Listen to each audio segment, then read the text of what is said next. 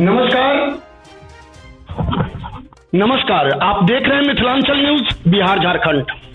मैं अभी हूं एक प्राइवेट कोचिंग संस्थान में, जहां एक गुरुजी, वो भी प्राइवेट वाले, जी हां आपने सही सुना, प्राइवेट वाले गुरुजी, जो बच्चों को ट्यूशन पढ़ा कर किसी तरह अपने परिवार का भरण पोषण करते हैं, अपना जीवन यापन करते हैं।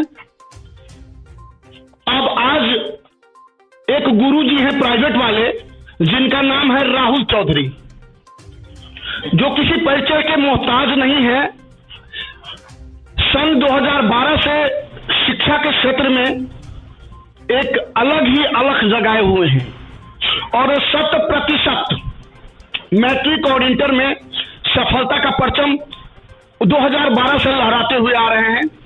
और आज बिहार सरकार के अपर शिक्षा विभाग के अपर सचिव श्री के पाठक, जो हर दूसरे दिन या तीसरे दिन एक नया आदेश जारी कर रहे हैं और प्राइवेट जो शिक्षक हैं उनके साथ जो समस्याएं हो रही हैं, उन्हीं समस्याओं को लेकर आज हम एक विशेष कार्यक्रम लेकर उपस्थित हैं। मिथिलांचल न्यूज पर एक विशेष कवरेज है, जिसमें हम प्राइवेट टीचर को निशाना बना रहे हैं के पाठक की ओर से, कि जब सरकार चाहती है कि 100% उपस्थिति हो हमारे विद्यालयों में, हमारे स्कूलों में, छात्रों की और छात्राओं की, तो सबसे पहले बात है के पाठक सर, आप मेरी बात को जरा गौर से सुने, क्योंकि आपका प्रतिनिधित्व मैं कर रहा हूं यहाँ पर, और हमारे समक्ष हैं राहुल चौधरी, जो एक प्राइवेट गुरुजी हैं। हमें कहने में थोड़ा भी गुरेज नहीं कि प्राइवेट वाले गुरुजी हैं। और के पाठक जी, आपने जो आदेश जारी किया, स्कूल में संसाधनों का घोर अभाव है। मैं आपको सन ऑफ मिथिला कहता हूं, मिथिला पुत्र, और हमारे मिथिला की जो परंपरा रही है, लीडरों की धरती रही है, वीरों की धरती रही है, इसीलिए हम निर्भीक होकर साक्षात्कार कर रहे हैं राहुल जी से। तो राहुल जी, आपका स्वागत है हमारे इस कार्यक्रम में। सबसे पहला क्वेश्चन, कि सरकार तो कर रहा है व्यवस्था कि भाई, इनका व्यवस्था है, सरकारी व्यवस्था है कि जो भी हमारे स्कूल के जो छात्र छात्राएं हैं, सभी की उपस्थिति 100% हो और प्राइवेट ट्यूशन वालों का जो है बेड़ा गर्क हो। सीधा सा फंडा है कि हमारे स्कूल में हम अब दिखाना चाहते हैं, हमारी के पाठक जी या बिहार सरकार, कि हम शिक्षा के क्षेत्र में अव्वल हैं। तो शिक्षा के क्षेत्र में अव्वल हैं, तो इसके लिए सबसे पहले तो संसाधन जुटाना होगा। हमारे स्कूल में भवन, डेस्क बेंच और योग्य शिक्षक, मैं शिक्षक नहीं कहा हूं, योग्य शिक्षक कहा हूं, क्योंकि शिक्षकों की भरमार है स्कूल में। बिहार सरकार जैसे तैसे करके प्रखंड शिक्षक या पंचायत शिक्षक, जितने भी शिक्षक की बहाली की है, लगभग मेरे हिसाब से उसमें 50% ऐसे हैं जो 5वीं तक का सवाल का जवाब नहीं दे सकते हैं। और मैं इसमें बिंदु पर बात नहीं करना चाहता, क्योंकि अब तो के पाठक और बिहार सरकार बीपीएससी के माध्यम से शिक्षकों की बहाली कर रहे हैं, लेकिन जो पहले होना चाहिए वो अब कर रहे हैं। लेकिन हमारे मिथिलांचल न्यूज बिहार झारखंड की तरफ से एक मांग और है के पाठक जी, जब अब आप इतना कुछ कर ही रहे हैं, तो जो पुराने शिक्षक हैं उनका भी जो है सो एग्जाम लीजिए। अगर वो पास होते हैं तो उनको सेवा में रखिए, अगर फेल करते हैं तो फिर से पुनः उसको भवन उनको बना दीजिए। अब इस पर प्राइवेट वाले गुरुजी अपने दिल की भड़ास तो आप बिहार सरकार पर उतारेंगे, निकालेंगे ही, तो शुरू हो जाइए, क्या क्या भड़ास है, क्या क्या दिक्कत हो रही है प्राइवेट वाले गुरुजी के साथ। देखिए, हमारा कोई, ये इसको आप भड़ास कह लीजिए या जो कह लीजिए, ये जो हकीकत है हम सिर्फ उसी पे बात करने जा रहे हैं। ऐसा नहीं है कि हमारी कोई सरकार से किसी प्रकार की कोई द्वेष है या आपसी द्वेष है, ऐसा नहीं है। ये सरकार कहाँ थी जब 2 वर्ष तक लगातार कोरोना चल रहा था, और सरकार को बहुत अच्छी तरह मालूम था कि जो भी पढ़ाई हो रही है बच्चों की, वो निजी कोचिंग के माध्यम से हो रही है। सरकार अपनी पीठ थपथपा लेती है कि 86% बच्चे बिहार बोर्ड से पास कर रहे हैं, लेकिन सरकार को पता है कि वो 86% बच्चे कैसे पास हुए हैं जब विद्यालय नहीं चला। बिहार देश का एकमात्र ऐसा राज्य है जहां कोरोना काल में भी न ही सिलेबस में एक लेसन रिड्यूस किया गया और न ही परीक्षा की तिथि को एक्सटेंड किया गया, जबकि सेंट्रल बोर्ड ने सिलेबस भी रिड्यूस किया और परीक्षा की तिथि को भी एक्सटेंड किया, और उसके बावजूद 85%, 86% बच्चे पास किए। कैसे पास किए, किसकी बदौलत पास किए, क्या गुरु जी के भरोसे? तो ये बात सरकार को समझनी चाहिए थी। आज मुझे फैसले पर कोई आपत्ति नहीं है, जो कर रहे हैं बहुत अच्छा कर रहे हैं, लेकिन आप मुझे एक बात बताइए कि यदि हमको कहीं भोज करना होगा तो हम क्या करेंगे? पहले भोज की तैयारी करेंगे, हम हलवाई बुक करेंगे, सामान खरीदेंगे, उसके बाद लोगों को बीजो कराएंगे या पहले बीजो करा देंगे? सरकार क्या की है? सरकार तो पहले पत्थर परस दी, पहले पत्थर परस दिया गया कि अब आप बच्चे आकर के यहाँ बैठ जाइए, जबकि उनको बखूबी पता है कि बिहार के हलवाई की कमी है। हलवाई नहीं है, हलवाई नहीं है क्या, छोड़िए ना, हलवाई तो दूसरे दर्जे में आता है, भवन नहीं है उनके पास बैठाने के लिए। आज ये हाल सिर्फ 2-4% विद्यालयों का नहीं है, ये हाल 80% से ज्यादा विद्यालयों का है। बहुत सारे ऐसे बच्चे आते हैं तो कहते हैं सर क्या करें, स्कूल में जाते हैं तो बैठने की जगह नहीं मिलती है, बाहर बैठना पड़ता है, फैकल्टी नहीं है। लेकिन नहीं, फैसला तो करना है भाई, बिहार को आगे लेकर के जाना है। किस मामले में बिहार को आगे लेकर के जाना चाहती है सरकार, ये मुझे नहीं पता है, लेकिन बिहार के बच्चों का भविष्य खराब करने में कोई कसर नहीं छोड़ना चाहती है सरकार। बिहार तो वैसे भी हम लोग जितने भी मीडिया लाइन के हैं सारे के सारे तो हल्ला कर रहे हैं। एक भाई हमारा भी जेल में बंद है, वो भी इसी मुद्दे पर किया था कि बिहार मजदूरों की फैक्ट्री बन के रह गया है। आप जिस भी राज्य में चले जाओ वहां आपको बिहारी मिलेंगे मजदूर। मैं ऐसा नहीं कहता कि सभी बिहारी मजदूर ही होते हैं, लेकिन अधिकांश बिहारी मजदूर ही होते हैं। जहां भी जाते हैं वॉचमैन सिक्योरिटी वाले मिल जाते हैं, भैया कहाँ से छो, ले भाई सहरसा से छी। बड़ा तकलीफ होता है कि भाई हमारे बिहारी जो अपनी ऊर्जा का वो दुरुपयोग कर रहे हैं, दूसरे राज्यों में जाकर 8,000, 10,000, 12,000 में उनका शोषण किया जा रहा है, उनके श्रम का शोषण किया जा रहा है। देखिए, जब भी संसाधन का अभाव होगा, आज बहुत सारे बच्चे आते हैं, पढ़ते हैं, जाते हैं, साइंस तौर से जो बच्चे हैं, आप एक बार, आप तो मीडिया के लोग हैं, विद्यालयों में जाते हैं, आप देखिए किसी विद्यालय में लैब की व्यवस्था है क्या? और बिना लैब के, बिना प्रायोगिक, ये हम अपेक्षा कैसे करें कि हमारे विद्यार्थी विज्ञान के छात्र बनेंगे, विज्ञान को सीखेंगे?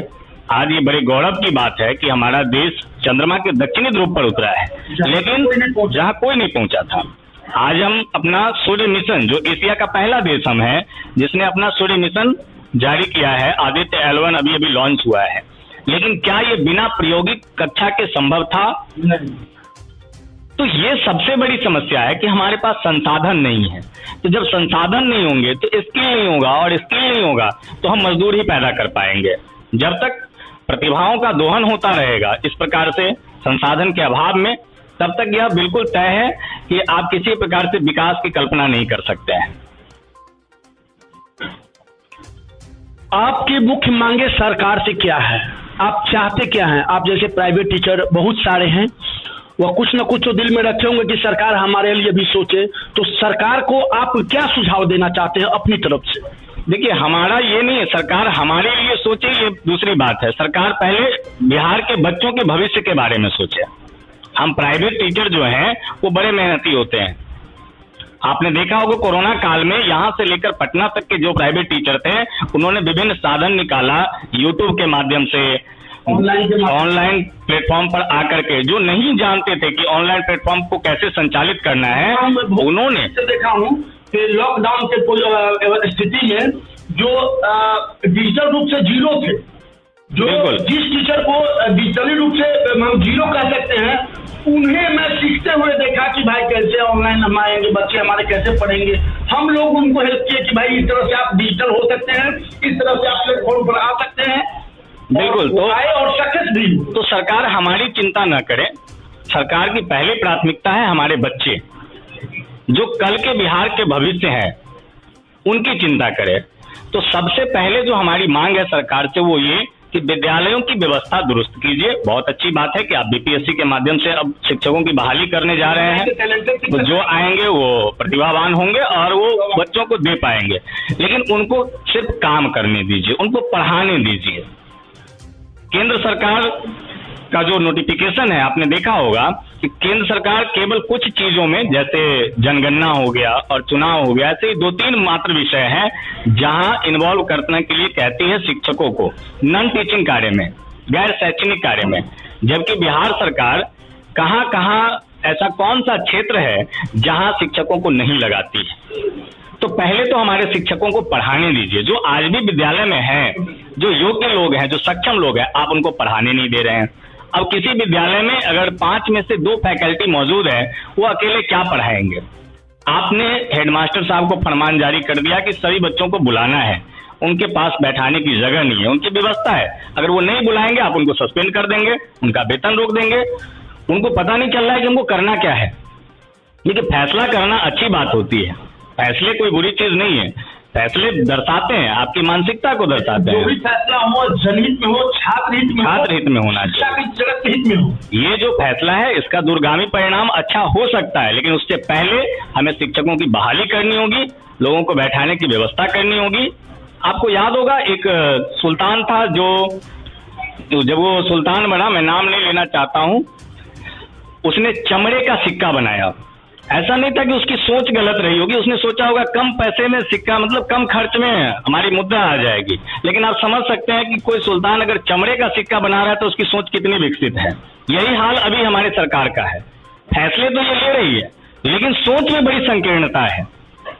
थोड़ा सा ब्रॉड होकर सोचने की जरूरत है सरकार को, फैसलों को विस्तार देने की जरूरत है, और पहले क्या करना चाहिए ये ज्यादा महत्वपूर्ण है। ये नहीं कि हम बच्चों को पहले बुला लें। और इसका मैं स्पष्ट रूप से कह रहा हूं कि सरकार अगर नहीं जागती है, सरकार अगर सजग नहीं होती है, तो इस बार जो नामांकन हुआ है बिहार विद्यालय परीक्षा समिति में, बिहार बोर्ड में, उसका 40 से 50% विद्यार्थी अगली बार आपको देखने के लिए नहीं मिलेंगे।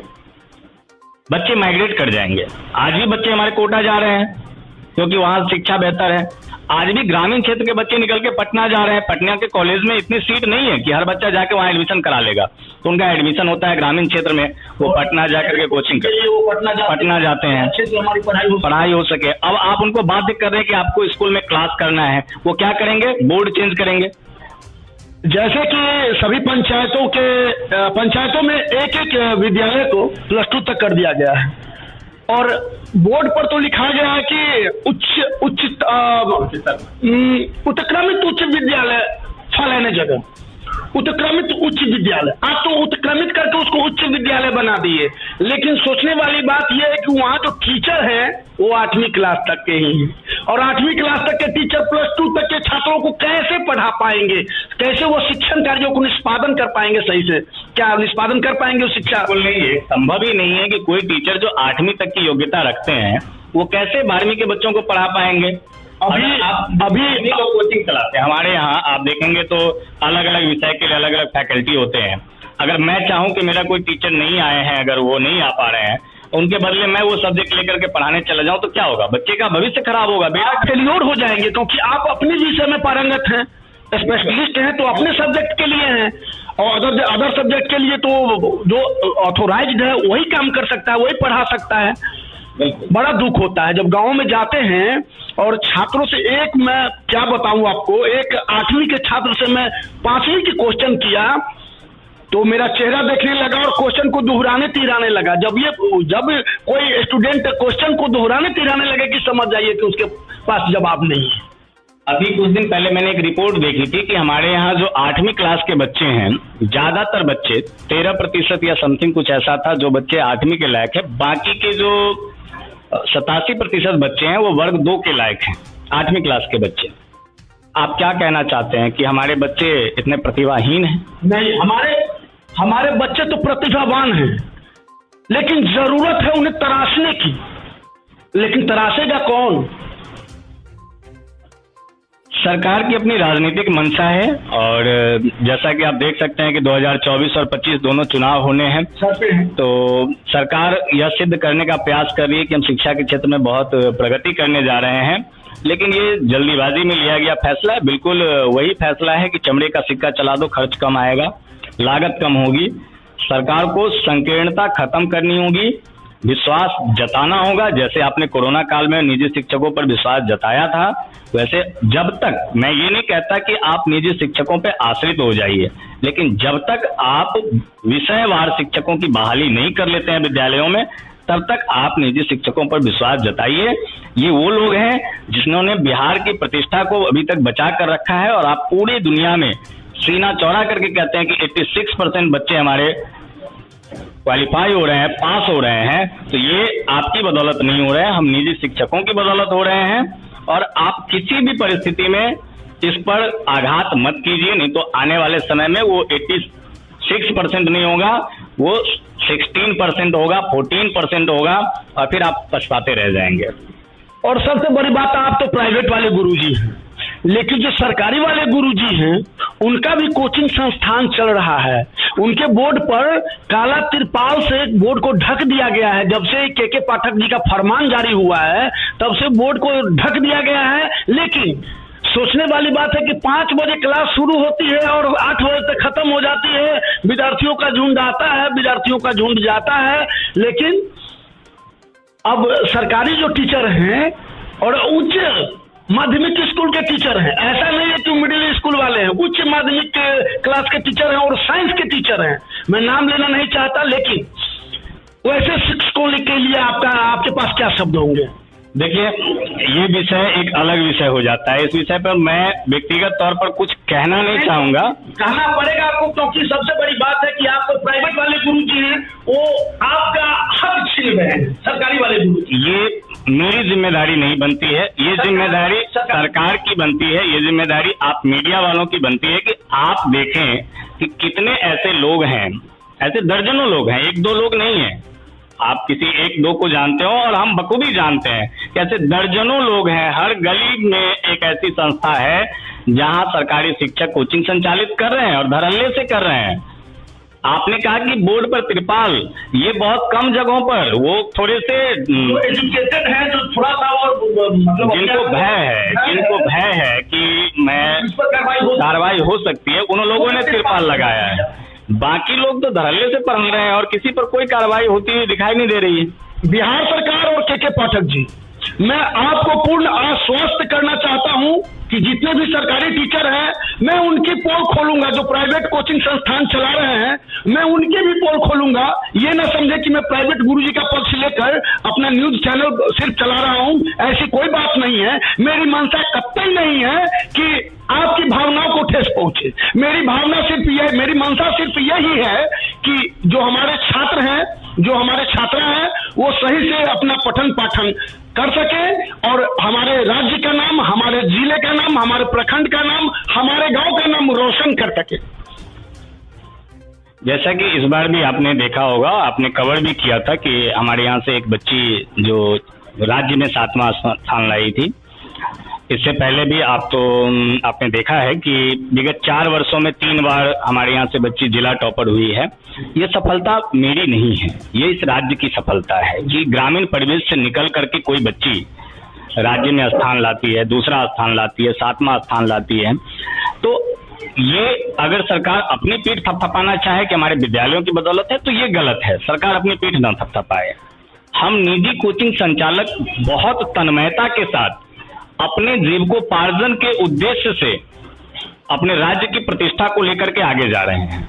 मैं फिर एक बार कहता हूं कि हम ये नहीं कहते कि आप मुझ पर आश्रित रहें, लेकिन जब तक आपकी व्यवस्था नहीं होती है, जैसे कोरोना काल में आपके पास व्यवस्था नहीं थी और आपने हम पर विश्वास जताया और हमने बेहतर रिजल्ट दिया आपको, वैसे ही जब तक आप व्यवस्था नहीं कर पा रहे हैं विद्यालय में भवनों की, शिक्षकों की, तब तक आप निजी कोचिंगों को परेशान करना बंद कर दीजिए। इससे आपका कुछ होने वाला नहीं है, बल्कि हमारे बच्चों का भविष्य खराब हो जाएगा।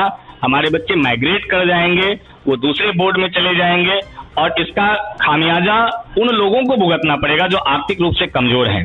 अगर आज कोई बच्चा सीबीएसई बोर्ड में जाता है उसके ऊपर कितना बजट बढ़ेगा, ये सोचने वाली बात है। तो जो सुविधाएं आपने दी है, सरकार ने जो विगत कुछ वर्षों में सुविधाएं दी है छात्र छात्राओं को, वो सराहनीय है, लेकिन उन्हीं चीजों को सही से लागू करवाइए ताकि हमारे बच्चे हमसे दूर ना हो, हमारे बच्चे कोटा न चले जाएं। मुझे तो कभी कभी ऐसा लगता रहता है कि ये एक षड्यंत्र है। जो बाहर की कोचिंग संस्थान है, जो दूसरे राज्य के कोचिंग संस्थान है, जो गढ़ है, वहां से फंडिंग आती है इसके लिए कि आप बिहार को प्रभावित कीजिए, बच्चे हमारे पास आएंगे और उसका फायदा मिलेगा। बहुत सारे कंसल्टेंसी ऑफिस खोल के बैठे हुए हैं कि आपके बच्चों का एडमिशन कोटा में कैसे कराया जाए। कभी ऐसा लगता है हमारे राज्य राजधानी पटना में हमको देखने को मिल रहा है, बहुत सारे ऐसे कंसल्टेंसी खोल के ऑफिस खोल के बैठे हुए हैं। हम आपके बच्चे का जो है सो उज्जवल भविष्य के लिए मार्गदर्शन करने के लिए बैठे हैं, लेकिन वो अपने एक सही वो अपने वो उस पर काम कर रहे हैं, एक बैनर को लेकर, एक अपने वो अंदर ही अंदर वो सिस्टम लेके काम कर रहे हैं कि बच्चे को कहाँ से उठाना है और कहाँ भेजना है। बिल्कुल, वो एक बैनर लेकर के बैठे होते हैं। और यही बात मैंने कहा कि मुझे इस बात पे भी संदेह होता है। मैं ये आरोप नहीं लगा रहा, लेकिन मुझे इस बात का संदेह है कि हो न हो कि सरकारी महकमे के बड़े बड़े अधिकारी पदाधिकारी इसमें सम्मिलित हों और कोटा जैसे क्षेत्र जो कोचिंग संचालन के लिए ही जाने जाते हैं, वहां से फंडिंग आती हो सरकारी महकमे में कि किसी प्रकार से बिहार की शिक्षा व्यवस्था को ध्वस्त करो ताकि यहाँ से ज्यादा बच्चे और ज्यादा माइग्रेट होकर के उधर आ सके और उनका बिजनेस चल सके। विगत कुछ वर्षों में कुछ ऐसे शिक्षक आपको पटना जैसे क्षेत्र में देखने को मिले हैं जिन्होंने अपने शिक्षण से, अपने तरीके से पूरी दुनिया को प्रभावित किया है, पूरे भारतवर्ष को प्रभावित किया है। तो उन लोगों को कैसे डिस्टर्ब किया जाए, उन लोगों को कैसे परेशान किया जाए, इसलिए इस प्रकार का स्टेप भी उठाया जा सकता है। इसके लिए हो सकता है कि फंडिंग होती हो, इसमें कोई संदेह नहीं है मुझे। बहुत बहुत धन्यवाद जी राहुल चौधरी जी, आपने अपना कीमती समय निकालकर हमारे चैनल के लिए जो कीमती समय निकाला उसके लिए दिल से धन्यवाद। और आपके भी और आपके छात्र छात्राओं के भी उज्जवल भविष्य की कामना मिथिलांचल न्यूज बिहार झारखंड करती है। बहुत बहुत धन्यवाद। जय हिंद।